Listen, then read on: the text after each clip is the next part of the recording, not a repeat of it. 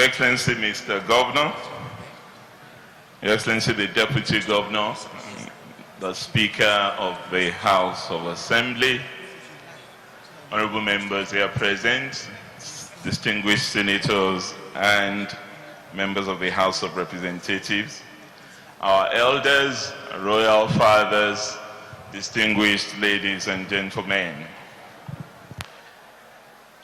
I'm very delighted to be back here. I'm a regular in Kaduna, as many may know. I consider myself a citizen of this beautiful state. I was there about a month ago at the investment forum organized by the state, talking about mining and talking about your gold, particularly in Kaduna. And I've come through here to Kaduna this time around from the bitumen belt in Ondo State, via the lead and zinc belt in Ebonyi State, and now in Kaduna to revisit the whole question of what we're doing about mining.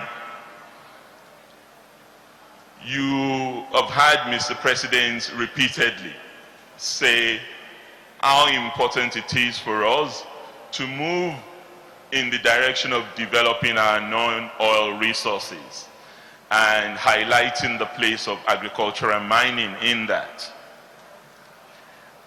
I have been saddled with the responsibility of making one of those a reality. When you ask most Nigerians, they don't see Nigeria as a mining destination. They don't even believe that Nigeria is a mining country. Yet, up till the 1950s, 4 to 5% of our GDP actually comes from mining. Today, less than 0.5% is attributable to mining. The resources are there, they've not disappeared, but we have been blinded by the opportunities provided by oil. However, we're now clear in our minds that the oil rains would not last forever. Important as they are to us, we need to really move in the direction of developing other resources that we are endowed with in our country. And there are many of those resources. The challenge often is one of perception management first. We need to change the notion that we all generally have that we are not a mining destination, so it really shouldn't be important to us. We can be whatever we want to be if we show determination, if we show resilience, if we show commitment. And what is clear is that this government is determined to show resilience and commitment in all spheres.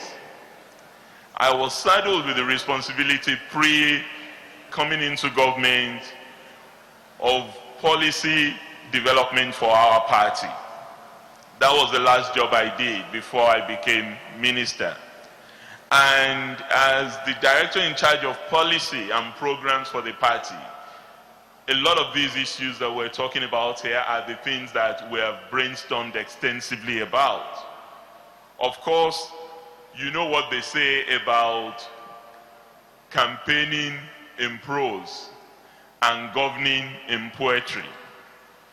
Governing is totally different from campaigning. But that's not to say we have abandoned the commitment to change that we promised. And the way we are implementing that, particularly in relation to mining, is in ensuring that we bring all players together. One of the key challenges that we have suffered in mining is organizing the sector in a manner that we can get the total benefit for the people. And what do I mean by that? Mining remains one of the highest job creators in this country. Many may be surprised if I say that. We have no fewer than 5 million Nigerians involved in mining, albeit informally. You see them with their shovels and diggers all around the country, looking for that gold, that blue sapphire, emerald, tantalite, and so on and so forth. You see them around you here in Kaduna, and you see them all over the country. Our visceral reaction is to criminalize those who are involved in what we call illegal mining. I refuse to demonize them, and I've repeatedly said this. They're involved in informal mining. They don't have licenses, but we can organize them in a way that would make them much more productive to themselves and to the country. And the approach of this government is to formalize people who are involved in the sector, enable them to grow into cooperatives, empower them with capacity, give them access to finance, and ensure that they also make returns to their state and regions of existence. And this process has started. 2, we have developed a roadmap that focuses on really determining in an exact manner what exactly we have. Everybody tells you that Nigeria is endowed, and yes, we know we're endowed. But we don't often know the extent of that endowment, the quantity, the quality, the commercial viability of our endowments. The government in the past has put up an aerial geomap that gives indicative sense of what is where. We know for a fact that we have gold in abundance in Kaduna State. But we still need to do more exploration, and in partnership with the state government, we've started a process of doing that exploration in Kaduna State to guarantee for us what it is exactly we have, and then put it to use for the benefit of the people. So that is one of the very first approaches the government is taking, enhancing the geosciences in the sector. 2, we are very conscious of the fact that mining is a capital-intensive business. And it's not something that you can just walk up the street and do without finance.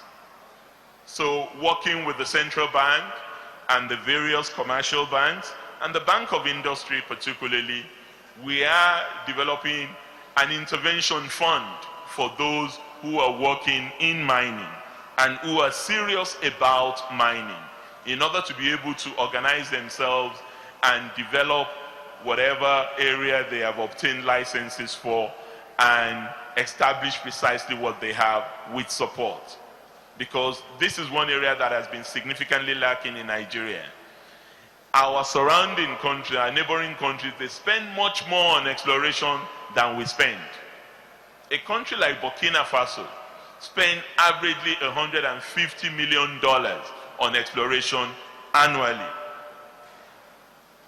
In 2015, Nigeria spent less than $300,000 on exploration. So we need to tackle that, but we need to tackle it with support from government. Third, we need to work out the relationship amongst the various stakeholders involved in mining. Yes, everybody knows about what the Nigerian law says about the exclusivity of our mineral resources. But we also know that in reality, others at the state level, at the community level, feel that they should also take ownership of our mineral resources. We're not about changing the laws, that's not the focus of this administration, because that's not something we can do in the short space of time we have. We believe that the best way to approach this is to work in collaboration and partnership with states and the host communities. And that process has started. States are cooperating with us in order to ensure that we help generate more jobs. We also help determine the benefit sharing process in a manner that all of us can take ownership of this. So for us, the principle of subsidiarity is one that we need to look at more carefully, and we are doing that with the support of state governors and also with the support and cooperation of mining communities. Our focus is threefold. One, our immediate primary focus is on industrial minerals. What do I mean by industrial minerals? Your limestone, your dimension stones, granite, marble, those are our industrial minerals, which we have in abundance in Nigeria, but which has not been put into effective use. But this is changing. The cement story is the very first case study that I know everybody is familiar with.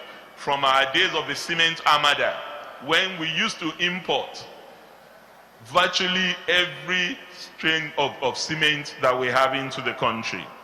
But now, from importing 80% of cement, we are now self-sufficient in cement production and have now started exporting cement out of Nigeria. That limestone has not come from outside. It is still the same limestone we've always had in Nigeria. It's government policy that has changed and encouragement to the local producers that has enabled us to do what we have done with cement. We are now determined to do the same with barite. We're determined to do it with bitumen, and we're starting a bidding round for this within the next 6 months. We're determined to do it with our other minerals in the country. For us, we believe that we can strengthen the sector also through the reform of our governance and institutional framework. There's a lot of duplication in the ministry that we're working on. There are institutions we have that may have to be merged because of this duplication in order to guarantee efficiency in the sector. The bottom line for us is that our mineral resources must work for Nigeria. Must work for Nigeria both in terms of revenue generation, but most importantly in terms of job creation. And the northern part of the country particularly has no reason to even feel poverty because these resources are in abundance. And this government will do everything within its capacity, working with our states in order to realize the abundance of potential that currently exists in our mineral sector. I want to stop there, and we'll be happy to take questions subsequently. We thank Dr. Kayode Fayemi, the Honorable Minister of Solid Minerals, for the brief.